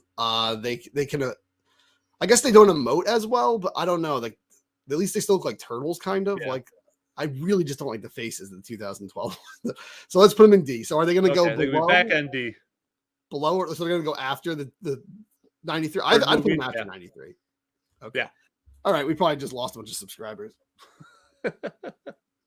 People love that show. That show is like. And again, I love the show as well. But other than that fighting, that's the only animation that really looks great to me in that show period. Even the action is cool, but even the way they look at the white eyes, it doesn't gel right with those designs. I think it's like if you just slapped like Keroppi or Hello Kitty with like some white eyes or some red eyes. It's like, well, it's not really badass. It's still Hello Kitty. I don't know. Okay, now we have this is a hard one to do because their designs change so much. So we're just gonna go like OG IDW. Yeah. So for me, the early designs are what I think of when I think of IDW, because I don't know, when Sophie Campbell started drawing them, they just started getting a lot more softer. At one point, like it literally looked like she was drawing her inspiration from Franklin the cartoon. Do you remember that cartoon with the freaking turtle? I know exactly what designs you're talking about. Yes, that's just it just did not do it for me. But the early ones were badass. They had a good amount of edge. Like again, they were white-eyed. They just looked the way I wanted to. I really like these designs. For me, probably a high B tier. Oh wow, those are high. I don't have as much of an opinion because I'm very removed from IDW, and I confuse which designs are what. So like when I was first going to look like what did the original IDWs look like just for this list, I was expecting to find the Franklin ones. And, I will say what I found is a lot cooler. I would put him, you know what? I'd say I would be okay with the middle of B, because I think there's slightly more polished versions of the second Mirage design. Okay. Is that where you would put them? I agree. Okay. Now everybody's favorite designs. Platinum Dunes, 2014, Michael Bay, Shrek, Monster, Giant, Turtles. Hard F for me. Like I have no love for these designs at all, man. I feel like they just look like monsters. They do not look like turtles. Like they just are way off base for me. They're huge. Like they just do not do it for me. They're weird. They are. That's kind of how I feel about the Image Turtles, to be fair, though. But the image turtles still look like turtles. Like they just went so far into left field with these. You know what I mean? Like they just, I don't know. Like they almost look like a cross between Toxic Avengers and Turtles. I think the main thing that kills them, they're huge. That's weird. They're wearing like every possession they own on their body. That's weird. The main thing that I think kills them is the nose. They're too human in the lips and the nose. Yep. And, there was an artist who edited the first shot of Leo when the movie was new. And he gave him like the mouth, like the old, action figures and stuff. And the design didn't look bad at all once he did that. And, maybe I don't know what people call it these days, gatekeeping or whatever. That like they have to look like the way I like them or whatever. There's too many new words, that the combinations of words that mean things that they didn't mean 10 years ago. But whatever. Personally, I get why they're bad. I don't think they're good. They're gross. They look like, and to not piss off that Shrek fan that I pissed off in the review videos. Shrek looks fine looking like Shrek, but turtles should not look like Shrek. They do look like Shrek. I can't bring myself to put them below the 2012 designs. I think they're way worse, man. Like I think they're better. I think they tried something new, and I can almost get where they're coming from with all the crazy shit they're wearing and like how they have like the whole closet on their back. They're trying to emulate the way the action figures looked, where they were very asymmetrical and packed with detail and stuff.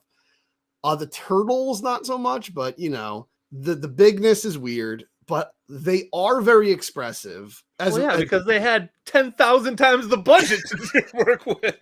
As gross as Mikey's design looks, as gross as he looks, when the cops called them monsters in Out of the Shadows, and it zooms in on his face, he's like, "We're not monsters." It's like, oh man, I feel for this dude. Like, I don't know, like a monster, bro.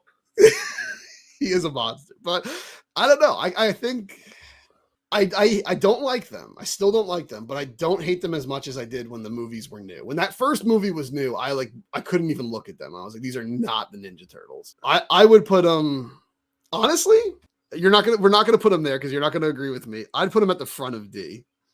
All right, they at least have to go mid D. At least mid D. If you want to argue late D, you can feel free. You can. I don't have that much passion in me to argue it to late D, but I mean they cannot be even the best of the D for me. As long as they're not the best of the D, I can live with that. All right, so we just lost. I just cost us some more followers. All right, Batman versus TMNT, the animated one. So this is a weird one because all the turtles look so different. You know what I mean? Like, if Donatello's head was just a little bit of a different shape, I feel like that's like he's the most odd looking one, but I really like the way Leo looks. Mikey looks pretty good, just smaller. And Raph's pretty big. He's a little bit bigger than I even like him. I'd probably call these like a hard C, honestly. I'd probably put him in there too, because there's such a mixed bag. I think Leo looks fantastic. Yep. There's a clear tier list for me for them. Leo is by far the best. Mikey is not too far down. He looks really good, actually. Raph is where it starts to get a little bad because he's just too big. He's just too big. He's got that big box chin. He's just got like Bruce Timm Batman chin. Right. And then Donnie's terrible. Together they're not that bad. And like Leo and Mike look so good that especially Leo looks awesome. Shredder in there looks awesome also, actually. But yeah, I'd say C. I'd put him in the middle of C personally. Where would you put them? I gotta put him ahead of 2007, so I gotta put him in the middle there. Yeah, I agree. Okay. This is a weird one. Rise. These are the most drastically different animated designs. Yeah, I don't care for them at all, honestly. They're probably an F tier design for me. Oh, F? Wow. There's really nothing these do for me. And I understand that's because I'm a 36-year-old man, but these designs just don't do it for me at all. Like everything that I didn't like about the last Turtles we just talked about is like cranked up to 11. Like they're all such different sizes and shapes. Like it's just too much for me. This is going to be the most turbulent one. Okay. I like these designs. Really? Raph is a little too big. He doesn't need the bandage on his shell and stuff. They went a little crazy the details, but And I think that's what bothers me the most is that Raph's my least favorite and he's my favorite turtle. So I think that's what pisses me off the most, honestly. Mikey looks the best. I'll say Mike looks the best. Then Leo, probably then Leo, then actually maybe then Don, then Leo. I don't think Leo looks bad at all, honestly. I like Leo and I like Mikey, but I do not like Donnie because he kind of goes back to having that like pill-shaped head. Yeah. Yeah, I get what they're doing. He's the brainy one, so he has a big forehead. So there's supposed to be different types of turtles in this one. They're not actually blood brothers. So you have a box turtle for Mikey, a red-eared slider for Leo, a soft shell turtle for Don, and a snapping turtle for Raph. Don doesn't look anything like a soft shell turtle. They have like shrew banana noses if you see them in the wild. He's like the complete opposite. He's like all forehead. Yeah. Turtles don't even have forehead. So so they don't really look like their respective designs. I can get what they're doing the coloration of Leo to mimic a red-eared slider and stuff. I kind of like that they're so different, and I like the art style. It's not the art style I want for turtles, but I look at this show and it just makes me want to draw. Because it's like, it's so free and it's so edgy and fun and just like, I love the art style. And it has a bit of like a graffiti look or something, but it just has that like freeness, that flow to it, that like craziness to it that I just like. The colors pop so much. Mike is like neon orange against that dark jungle green skin. And it just looks really cool. He has the neon pink and blue on him and stuff. And I don't know. I think like they did what the Michael Bay designers were trying to do and succeeded, in my opinion, where they tried to make them all look different and they still look appealing. Obviously not to everybody because you don't like them. I like them. I think Don looks like a smart ass. You look at his face, you're like, what a freaking smart ass. And he is a smart ass in the show. And you can look at those characters and know their personalities as soon as you see them. Like I love the 87 show to death, and I like those designs way more than these. But if the opening song didn't tell you what their personalities were, you wouldn't know what the fuck their personalities were just by looking at them.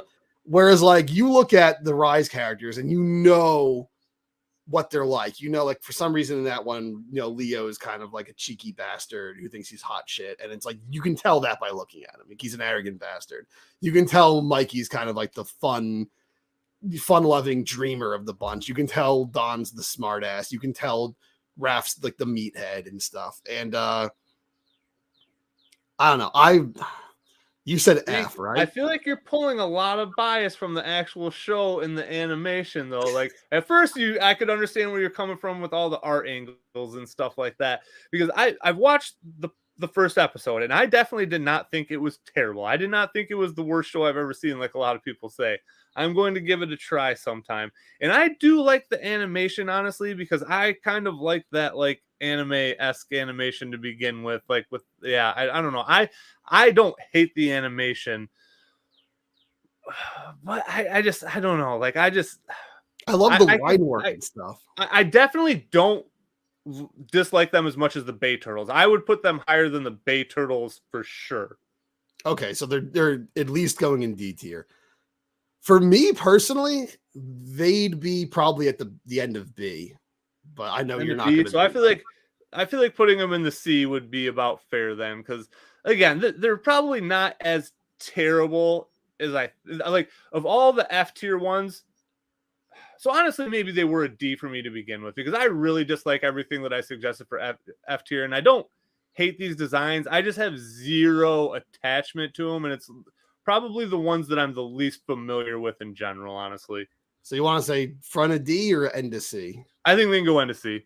I would fight for end of C. So for how high you have them, I feel like they got to be up there a little bit. So, all right. I feel like you made a passionate argument. Last Ronin. They're very similar, actually, I think, to the image designs. I just like the Last Ronin ones better. So, because it's kind of a mixed bag, because when it shows the Flash, so like, again, we've already spoiled a ton of shit. So, like, when Mikey is the last Ronin, like, his mutation is kind of out of control. So, he does keep growing and he is getting more jacked. But when it goes back to the flashbacks, they're a little bit more normal. I mean, I'm not even normal size. They're definitely, I understand what you're saying. They are a more jacked version of the turtles. But I really do like these designs. For me, they're probably a hard B. Hard B? I would I would easily put them at the end of B because I would put them just above Image. So I I think would put them just above Image as well.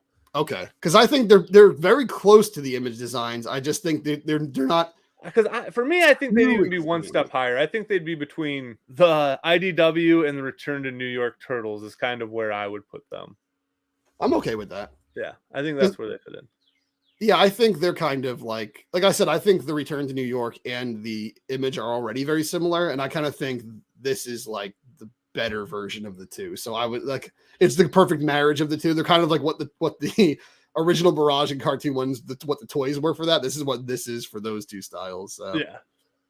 And now we have Mutant Mayhem, the most recent designs. So if we put it in F tier, we'd have a perfectly symmetrical list right now.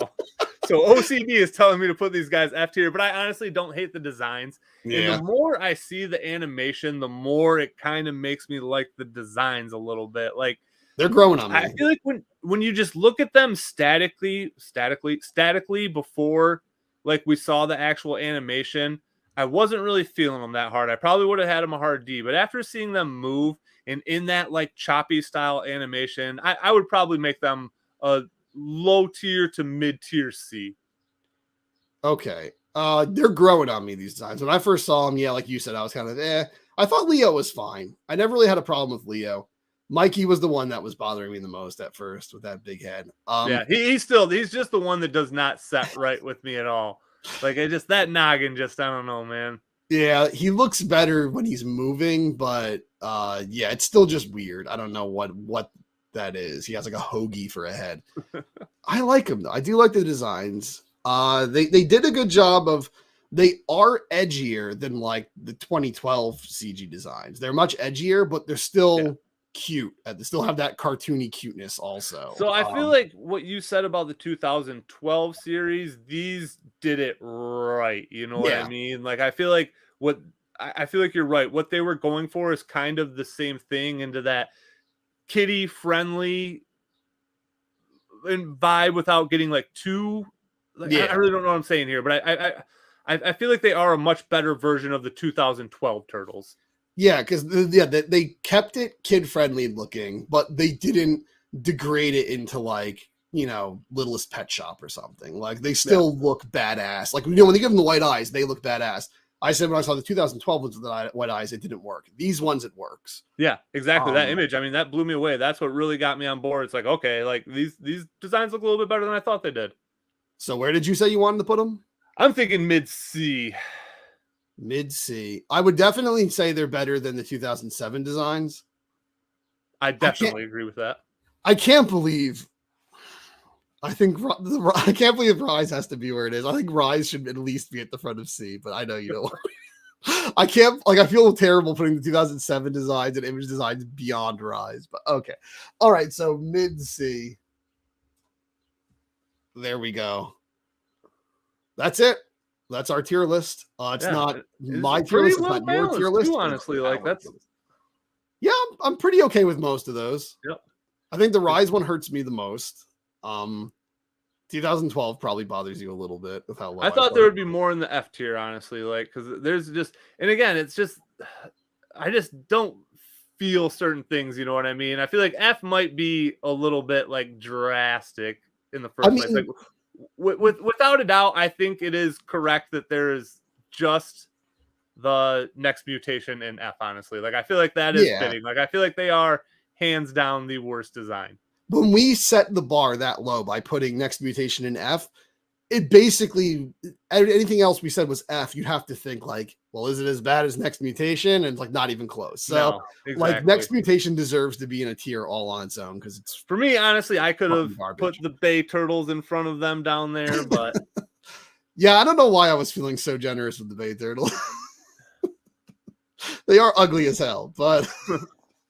I don't know. I felt they needed a helping hand. I'm pretty okay with this list. And it's our list. So like I said, it's not my list. It's not Eric's list. It's our list. Yeah, it's a combination list. And I'm sure plenty of you guys, like I said, I think the 2012 is going to get us the most flack for sure. Probably. I think we're going to have the most people chiming in about that. But as far as like the A and the S, those were pretty much what I thought was going to hit there, minus the 2003 Turtles. I think the first 4 we agree on. Yes. Yeah, I think they're perfect. Like I think that's exactly where we both put all 4 of those. So Yeah. There, if we are gonna get some commenting on our choices, there's probably gonna be some people calling me a fucking idiot for putting the Michael Bay ones above the 2012 ones, but hey. If you want to tell me I'm a fucking idiot, go to Brendan's Rambles on YouTube.com and unsubscribe today. No, this was great. This was a lot of fun. I actually had a lot of fun doing this. yeah, for sure. I'm definitely excited. Don't know which character we'll do next, but we'll definitely do another one of these. Yeah, I was thinking since, we did all 4 turtles here, we could do like, an Allies one where it's, April, Splinter, and Casey, and we do all their designs or something. Okay. We do them like, one after the other in one stream since there's less, to talk about with them. Then we could do a Foot Clan one where we do like, Shredder, Bebop, and Rocksteady, or maybe Krang. Yeah. I don't know, but just do stuff like that maybe. So yeah, obviously not next time, but at some point in the future we'll come back to these and do ones like this. So yeah, something a little fun, a little different to do. So yeah, all right. So let us know what you guys think. Tell us how stupid we are, and that's all we got for you this week. All right, guys. All Bye. right, later. Peace.